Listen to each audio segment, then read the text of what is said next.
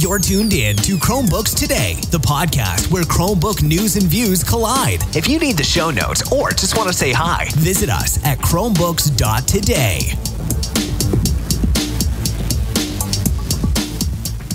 Hello, everyone. Welcome again to Chromebooks Today. Craig, how are you doing this afternoon, sir? Pretty good, John. How are you doing? Oh, you know how it is. Just trying to get her done here on Chromebooks Today. Everyone knows that we have had a 2-week hiatus. 2 weeks. Do apologize for that. Things were going on, and honestly, the news was a little bit light. I'm not going to put all of the transgression of not having a show on ourselves, mind you, also on the news. But Craig, there are 2 subjects for this episode. What's the first one? Well, I think the first one, I volunteer a subject, should be Where is James? And the reality of that is we actually sent him out to get news, and he hasn't come back yet. So we're a little concerned because it has been 2 weeks now. I'm kidding. He'll be back probably next week. Probably. Maybe. He'll be back, right? Maybe. I did throw the newspaper quite far. Gotcha. So you were the one that caused the situation that we're now in. I did. I said, go get the news, boy. Go get the news. And I hurled that thing. Right. We should have got him chipped. That's really what it boils down to. No, I've been telling you for months to get him chipped. It's my fault. I'll take responsibility. So the 2 topics we've got are, the first one is TunnelBear. Speaking of things that you can chip, I wouldn't recommend trying to chip a bear, but TunnelBear, the Canadian privacy company, is bringing their service to Chrome and Chrome OS by way of a nice, easy-to-use little installable extension thing that keeps your privacy protected while you browse the web. And I think the second subject is one that you're going to kind of lead us into. Is that right, John? That is correct. Thank you, sir. The other subject is going to be hardware. What about a Chromebook, Chromebox might be upgradable and or repairable? We're actually going to look at that with one of the OMG Chrome articles that came out, and also talk about it from a hobbyist perspective. Is a Chromebook really something that you want to dive into if you're a hobbyist or something like that? So I wanted to look at it from that perspective. I do want to say that TunnelBear, Canadians, I trust them. I don't know about you, but they're not out. They're nice people. So, Craig, let's start off with the nice people. Let's start off with TunnelBear, because hardware is a little boring. To be honest, it is. It smells like ozone, things like that. It's just not it's not sexy. What about TunnelBear and the Canadians? Well, Canadian bears are sexy, John. That's what I can confirm tonight. TunnelBear, they're a Canadian privacy company, as I said before, and they specialize in providing basically tunneling services. So whether that's a VPN or a web proxy, they allow you to connect to their servers and with a secured connection between you and their server to protect what you're doing on your local network and to hide to websites where you are located. Now, TunnelBear has been doing this for years and years and years. They have a fantastic app for mobile, both Android and iOS. They've got a Windows app. I think they have a Mac app probably. But they're very, very popular because they make it drop dead easy to use these services. And in the VPN realm, for listeners that maybe aren't familiar, it's kind of a mess. Manually configuring a VPN is not super challenging, but it's not exactly a day out to the ball game, especially for people that aren't necessarily tech savvy. So TunnelBear is popular for the reason that they've made it simple to use privacy software, and I think that's something we can get behind. Now, their latest service brings a Chrome extension, which works on Chrome OS, and basically it lets you toggle on and toggle off encryption for your Chromebook to the outside internet. So the primary use here is if you're ever on public Wi-Fi, possibly, and it's kind of common knowledge at this point that when you're using public Wi-Fi, you should be careful not to log into websites that are not using that little green padlock, because anyone on the network could theoretically basically spy on your traffic, and if it's not encrypted, they can just pull everything. Most websites, thankfully, especially Google and banks, are now using the SSL technology and securing your login information. But what TunnelBear will do is wrap all of that in another secured layer.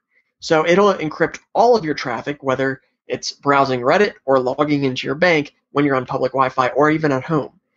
So there's a benefit there, but I suspect most people prefer the ability to change their country. And reasons for that may be getting around geographic blocks. Maybe you live in the UK or Australia and you want to watch videos as if you're an American on maybe a very popular video service like Netflix or something. Yeah, you can do that. That works. And that's actually one of the reasons why these extensions and VPN services have become so popular lately.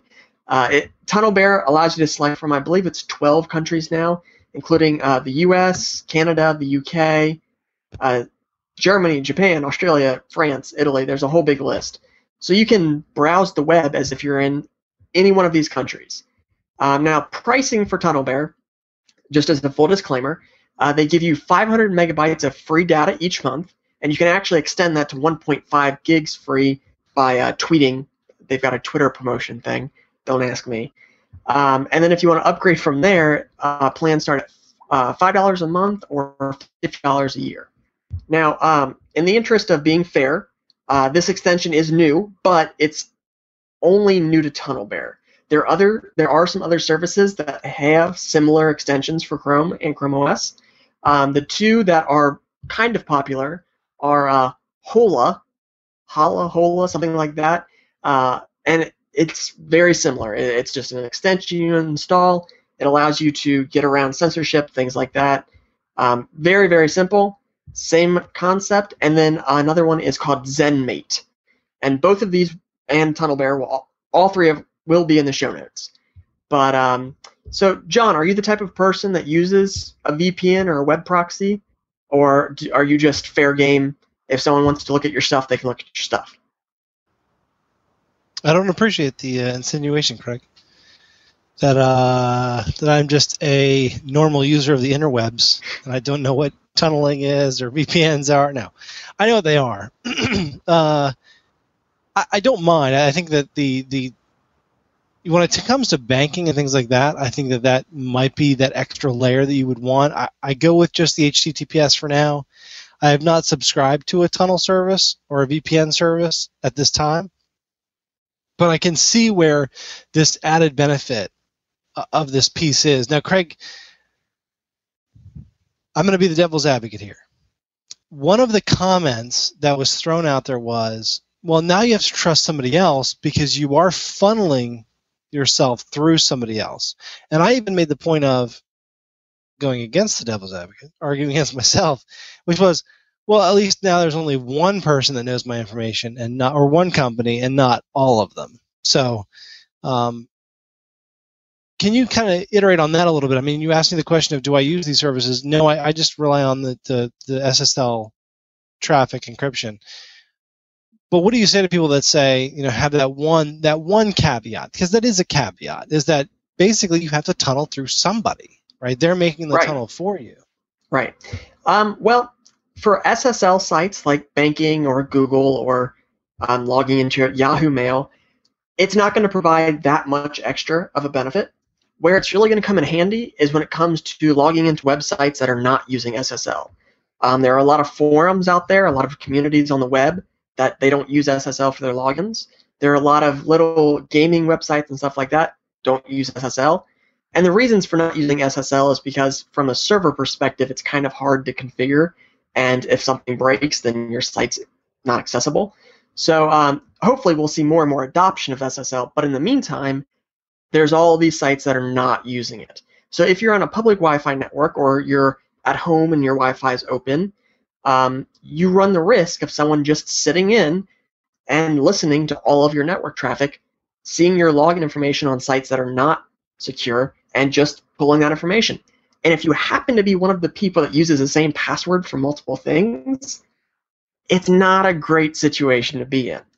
Now, the benefit of trusting a company like TunnelBear or a different provider, especially in the case of TunnelBear, is you're paying for their service. And you're your connection is encrypted from your location to their server exit. So ultimately, it's still going to travel across from their server to the server that's the website's on, unencrypted, because that's how the internet works. But unless you're using SSL, in which case it's a fully encrypted stream. But it protects you from your local network. And for me, that's beneficial because I use a lot of public Wi-Fi hotspots, and I have to say, I don't trust a lot of the people that operate them, especially if you're walking around a city and you're just like on a park bench and there's 4 or 5 open hotspots. Sure, they may say Starbucks. Do you know that Starbucks is actually operating that? No. No, you don't. So I try to minimize my ability to be an easy target. And that's really the benefit to this. So the free plan of 500 megabytes or 1.5 gigs, if you tweet, may be plenty for some people. You know, it may be you only find yourself in this situation a couple times a month, maybe only while traveling, maybe only while on an airplane or something, and that's just you use the free quota and you move on. And I think some of the other services do offer similar free options, and I think ZenMate may offer an entirely free unlimited option. But I would trust that a little less than a company that operates with a paid business model. I can't say anything bad about ZenMate. I don't have firsthand experience, but I do kind of question how they're viable. If Craig, yeah, you know what they say about companies that are taking venture capital these days? If you're an internet company and you take venture capital, most of the time, the caveat to all of that is user-based data mining. Whether now it's anonymized as best they, or as deep as they'll go, but they might literally go as far as down as your zip code and the fact that you're a male or female, and then that's it, right? So then now everywhere you go, they know your zip code and who, your sex, something like that. Like it might be anonymized that level. It might be anonymized not even that far. I mean, it might, they might take more information from you. You never know. So with the free services, understand, like Facebook, and I love Google, but Google and Amazon and all them, when they offer something for free, I'm just saying. So, you know what I mean, right. Craig? And point. I don't want to imply that ZenMate does that because I don't have firsthand experience with them. I know TunnelBear is very upfront about their monitoring policies. They keep no logs. They're upfront about that. And that's a selling point for people that go to them for the extra layer of privacy. I also want to point out that they're a Canadian company, so subpoenas issued in the United States may or may not affect them. They're subject to a different set of laws than the United States is. Just keep that in mind, unless you're exiting through a U.S. server owned by them, in which case things get real fun real fast. So bear that in mind, especially when you're picking your provider, especially if you're the type of person that is sensitive and aware of those legal arrangements. So be cautious. I'm with you. Be cautious. Is all I'm going to say. Ireland, because Ireland is the only one that's really been like, you're not coming here, lad. There's like the U.S. government, the Microsoft, Twitter, they're all moving over there. Any data that someone wants secure, they're moving it to Ireland. Ireland's like, yeah. Cool. Thanks, Craig. I mean, it really is really an exciting product, and I think that if you're looking for something like tunneling where you're not getting an SSL certificate, definitely check that out. So, listen, Craig, I wanted to bring up a little bit of hardware. That's all I wanted to bring up today. That's it. Not too much. One thing I want to start off with is that Lenovo is coming out with they're calling it the Tiny, which offends me as a large man. People have called me tiny in a very sarcastic way. But the Lenovo Tiny, basically it's a Chromebox, and they're offering it, and the fact that you can like mount it on the back of a monitor, things like that. It really is a Chromebox. Honestly, they're calling it the Tiny, but it's just another Chromebox, and so that's coming out. I thought that was kind of interesting. That's too bad. It looks like $199 is going to be the price point to start. More than likely, that's going to be with the they don't have any listings, but my assumption, is going to be a Berry Trail with 2 gigs of RAM. So, and a 16 gigabyte hard drive. That's going to be that's my guess, but that's a guess. But that's the start off point. And then so there's that. That's awesome, and I love Lenovo. I don't know about you, Craig, but I've been falling in love with another manufacturer, and that is Lenovo. So for me, this has been kind of like a cool. That's awesome. But then let's get down to kind of what I want to talk about, which was hardware. Craig, hardware-wise, have you done any upgrades or cracking open a system? Have you done any upgrades yourself? All of my warranties are still valid, if that's what you're asking. That's what all the girls want to know, Craig.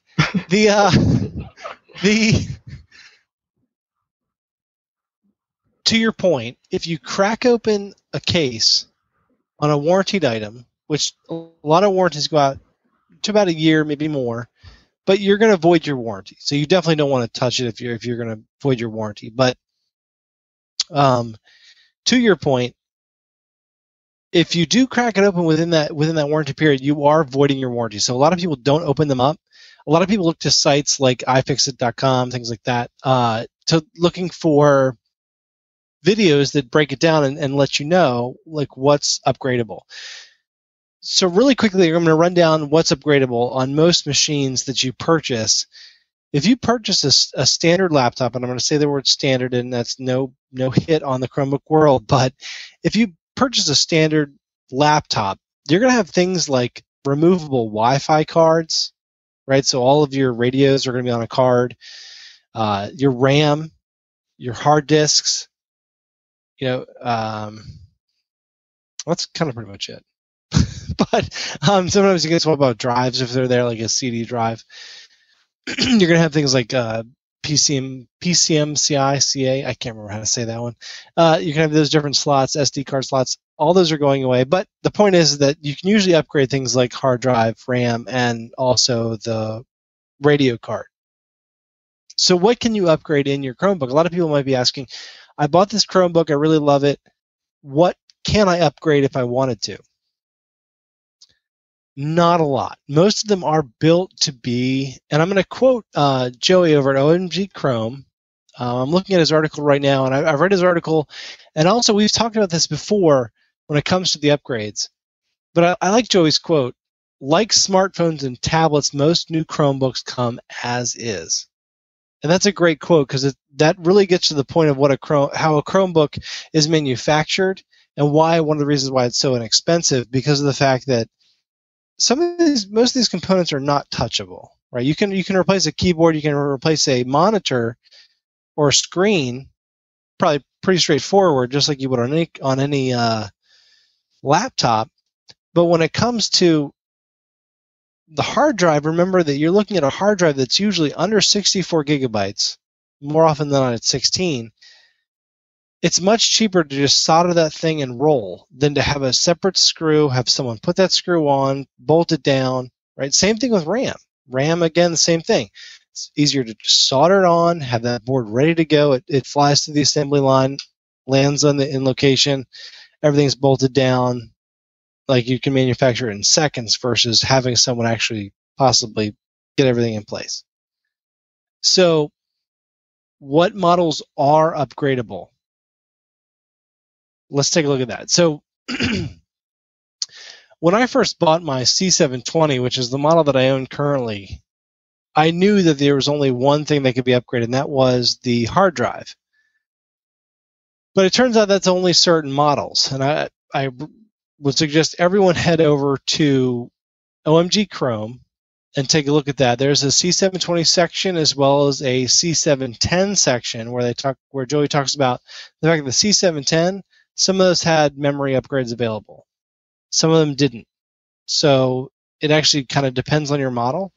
The same thing with the HP 14, that some components were upgradable, mainly I believe the SSD, but you're going to run into gray areas where a maximum is only allowed. So definitely check with the article a little bit, see if like your device is compatible with an upgrade. But mostly, more often than not, and again, I'm not trying to be a hater of the Chrome OS or the Chrome boxes, Chromebits, Chromebooks, Chrome boxes, but they are built as is units. That's one of the reasons why they're so inexpensive. If you have to upgrade in 4 years or 3 years, you're only dropping $200 instead of $500 for an entire desktop stack.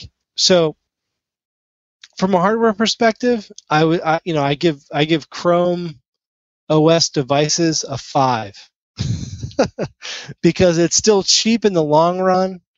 If you need to upgrade, remembering that Chrome OS is always going to iterate and get better on that device. Google's always going to upgrade that device as well, up to the newest version until it reaches 5 years from now. So it's always going to get better. If you watch the Chrome OS, not to go on a tangent, as I always do, right, Craig? He said, and he nodded. I can see him on video. So I give it a 5 because from a tinkerer's perspective, you can throw another OS on there, but you can't touch it. So remember that when you go to buy one. Is it worth the extra 50? Is it worth the extra 100 to get, are you a movie watcher? Do you want to, go to Google Play and download the videos and hold them on your system? You might want to get a 32 gig drive, right? Because you cannot upgrade it most of the time.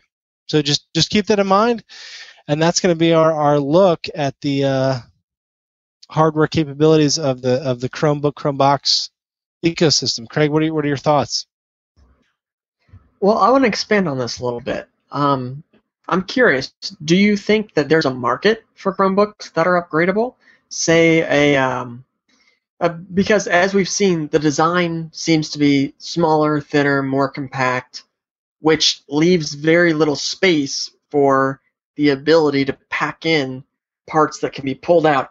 I remember the Dell Latitude laptops with hot swappable CD drives. Those were awesome, but they were really thick too, because in order to get all the parts and the slide parts in there, to be able to just yank one out and put another one in, you had to design it bigger. And when you rip all that extra stuff out, you can make it smaller. So do you think there's a market for an upgradable Chromebook that would allow you to upgrade the RAM, solid-state drive? Well, let's say throw in a CD drive, because no Chromebook has a CD drive. Do you think that there's a market for something that's a little bigger, a little beefier, but has those customizable options? Or do you think people are just going to hold out for models like the new Acer, which has an i5 and 1080p display, and just flock to that instead because it's good enough? I'm going to turn that question around on you, and the reason I'm going to do that is honestly because of where I come from, and where I come from is I like thin, sleek, all that stuff, but at least once a week I'm like, oh man, I feel like I'm missing something, because I grew up in the age of CD drive. I grew up in the age of here's how you upgrade your RAM. Here's how I literally built machines from the ground up. The machine that we use upstairs, the desktop system that we're thinking about replacing with a Chromebox, it saddens me literally to be like, wait, so you're saying I can't release those 3 bolts in the back, slide off the case, and go in there and upgrade my RAM or my hard drive or whatever, right? Now, I realize it's a totally different use case, right? Because we're talking about Chromebooks versus a desktop. But I'm going to throw it back to you, Craig. Do you think to yourself ever, I want to upgrade the RAM here? Not in a Chromebook. Like you, I grew up building computers. The workstation I have running Windows 7 now, I had to replace a CPU fan and a hard drive last year. So I am no stranger to opening things up, blowing all the dust out. Did you say Windows 7? Windows 7. Stop. Maybe Windows 10. If I can snag it for free. I'm totally upgrading to 10. Are you? Maybe. No, convinced. come on, I'm totally doing it. Maybe. All right, good. If I get it for free, probably. But 7's holding up, and I would really like Photoshop, Adobe to get Photoshop streaming working well enough that I could just leave Windows. But until then, I do have to have a Windows box around, or some sort of Linux box running Windows in a virtual environment, which is a project for a different weekend, John. It's pretty easy, actually. But go ahead. Oh yeah. But it's a project because that's how those things go. It's just like replacing a hard drive or building a computer. It's a project. And it is fun. I got enjoyment out of that, and I learned a lot about computers when I did it because you have to research RAM speed and all that fun stuff. But I don't miss it. I don't miss it, I guess is the thing. It was nice, and it was fun at the time, but I don't miss having to open it up and switch out RAM, and you always get your fingers either pinched on the RAM modules or pressing down to get them to snap in. It always leaves marks. So I don't miss that. I kind of like the idea of just picking up a Chromebook and running with it, and when it, 3-4 years into its life, the 2 gigabytes of RAM is just not enough. You pick up another one for $199 with a Haswell processor and run. But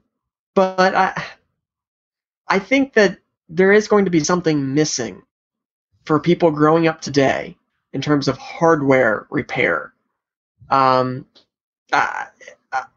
hopeful that the Linux community and with all of the hardware that the Linux community continues to support will provide an outlet for people that are interested in technology to be able to, go to a garage sale and buy an old Dell Latitude laptop or a Dell Optiplex workstation. Or I'm not a Dell rep, but I was going to say. Those are just the 2 things closest to me in my home. But yeah, grab one of those basically off-the-shelf PCs or maybe even a custom rig that someone built and throw Linux on it and just keep it running.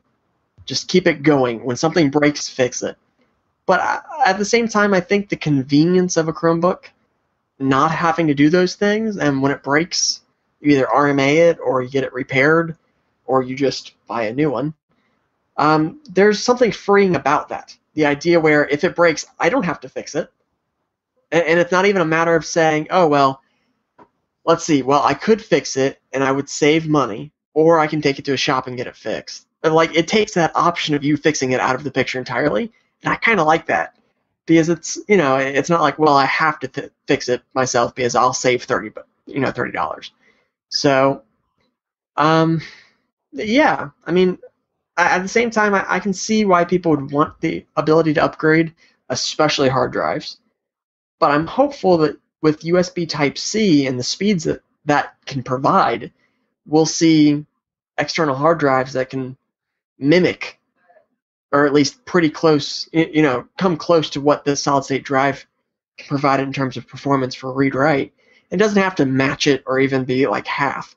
But, I mean, for watching movies and stuff, or just file transfers, if an external drive with USB Type-C can come close, then you may not need a 128 gigabyte internal SSD.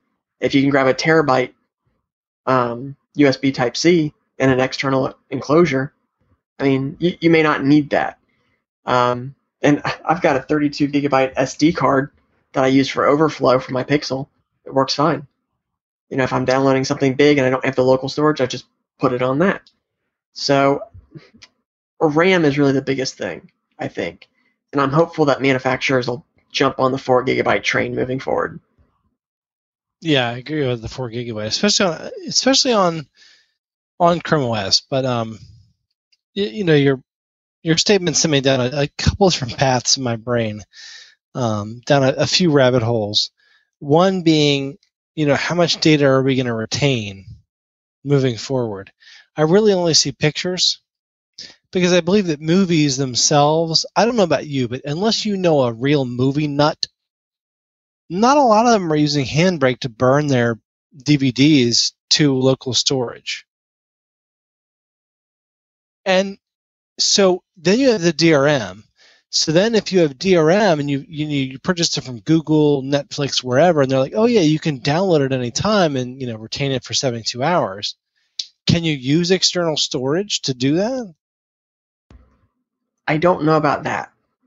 Right. That's a good question. I know you can save things from Google Play offline for playback on an airplane, even if you rent it.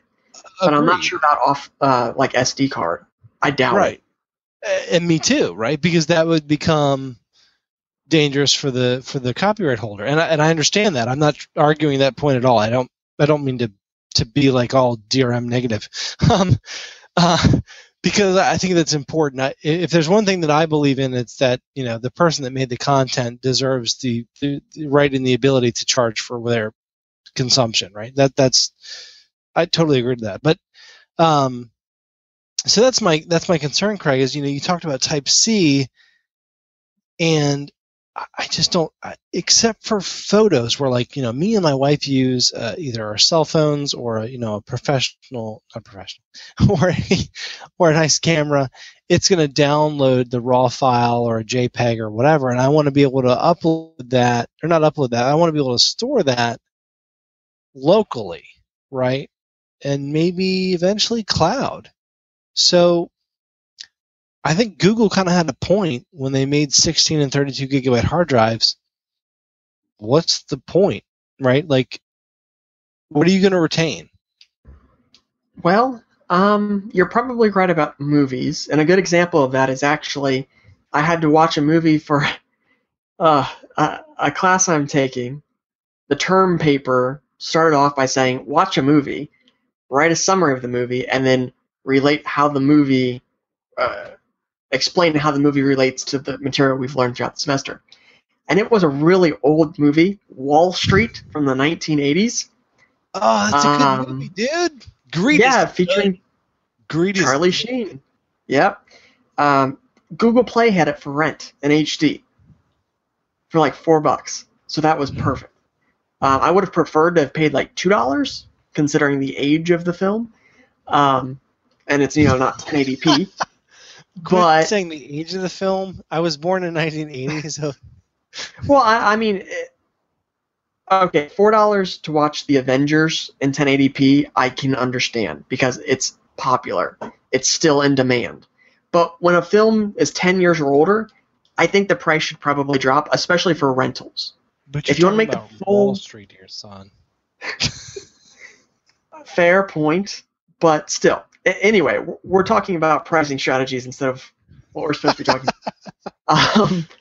I think you're right. Photos and probably videos, because a lot of people are taking videos with their phones now. And I don't know that people want to put them on YouTube. You're right. Videos are another point. And videos are taking up more and more space. And so are photos. As the phones in our cameras, as the cameras in our phones improve, I mean, my Moto X shoots 4K. I get I think I did the math once, and I can get 30 minutes on the 32 gigabyte internal storage it has before I have to stop recording. I know, that internal storage is such a bear. I'm like, dude, these Moto X's got to let go of their iPhone craziness with the whole internal storage. I agree, but I mean, even with 32 gigabytes internal storage, I can only record 30 minutes of 4K.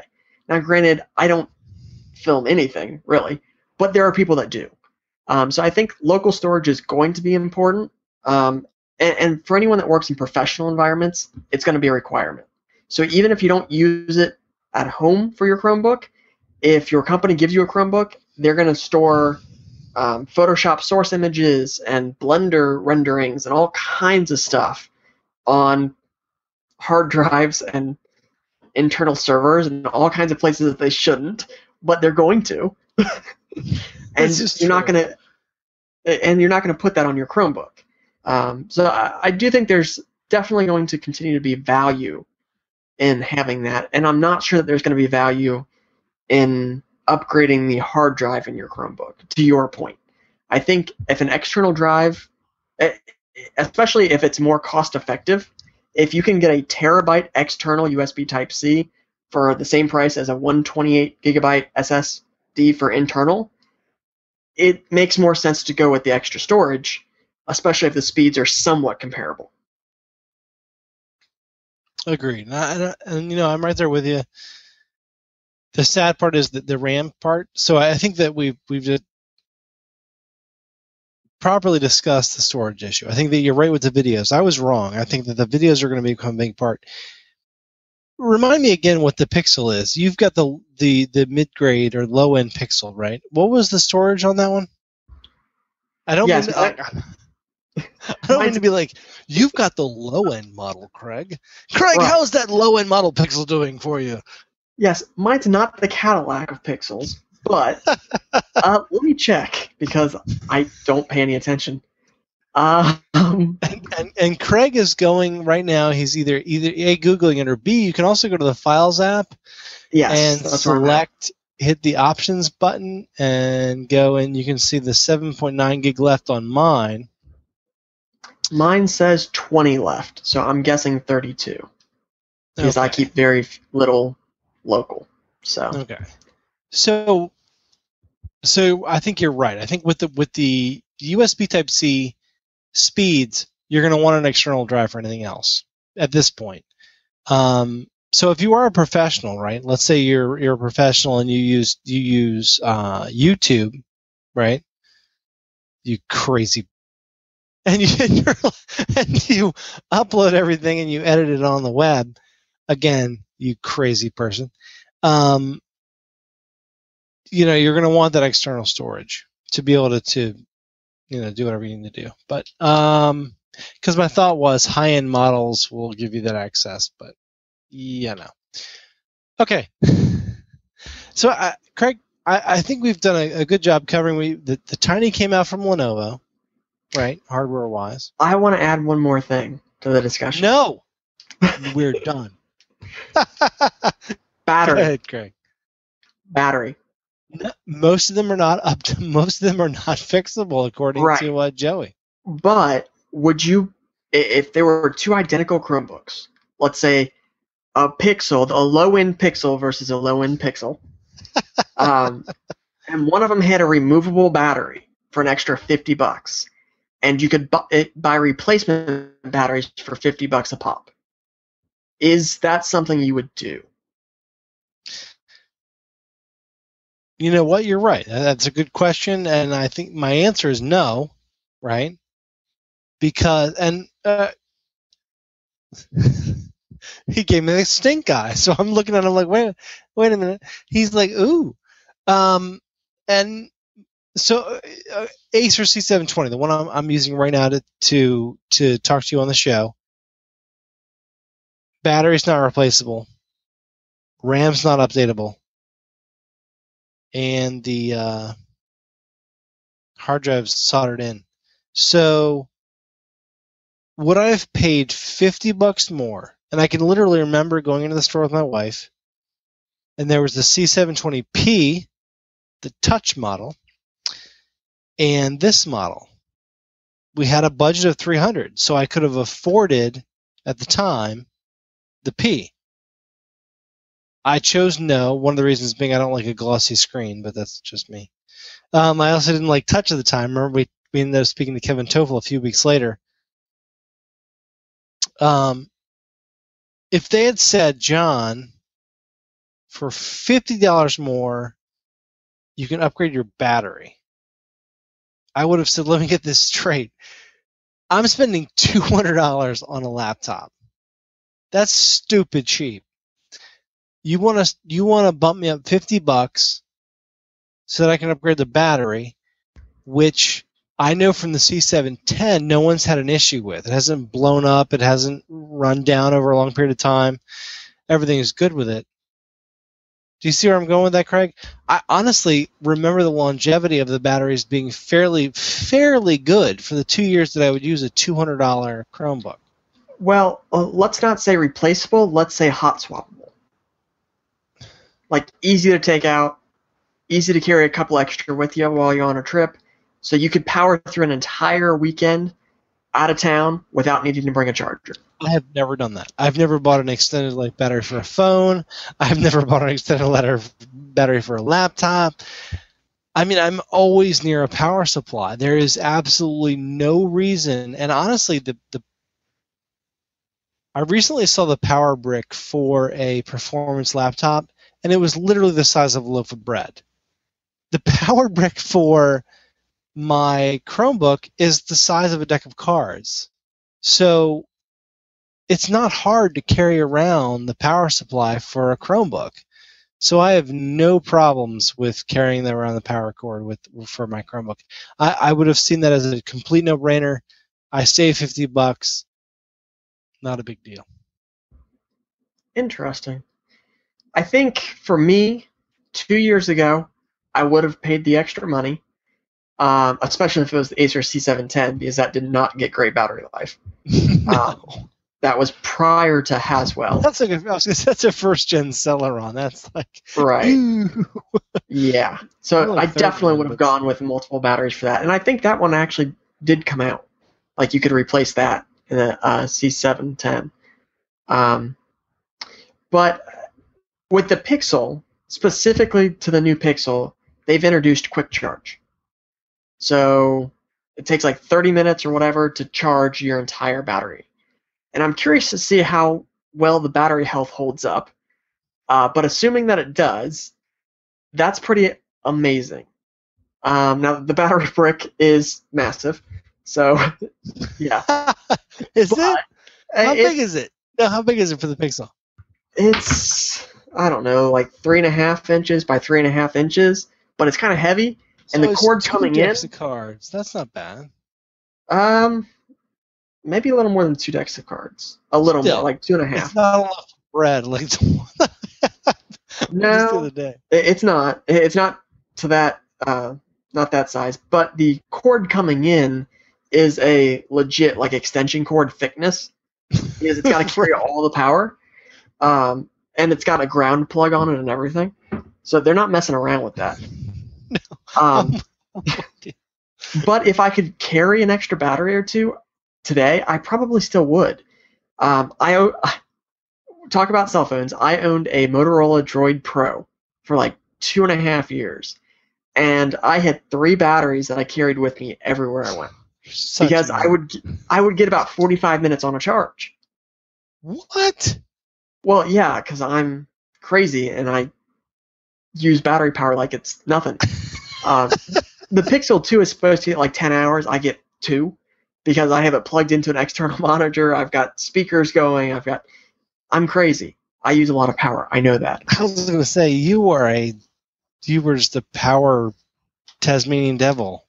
I am, but I get stuff done, so I think it's fine. But yeah, I would still probably pay an extra $50 and then an extra $50 for each battery. I'd probably only need one extra one. But yeah, just to, like, when I'm traveling, just to know that, you know, if I get on a bus or something, or whatever happens, I can go the full, basically 2 lifespans of the battery without needing to find an outlet. Now with the quick charge, it's a little bit different, because now you have the ability to quickly refill your battery. So even if you only get a couple minutes on a charger, you still get way more out of it than you did in the past. And I think if we see quick charge become more and more viable, and we continue to see batteries become more and more, or processors become more and more efficient, it'll become less and less of an issue.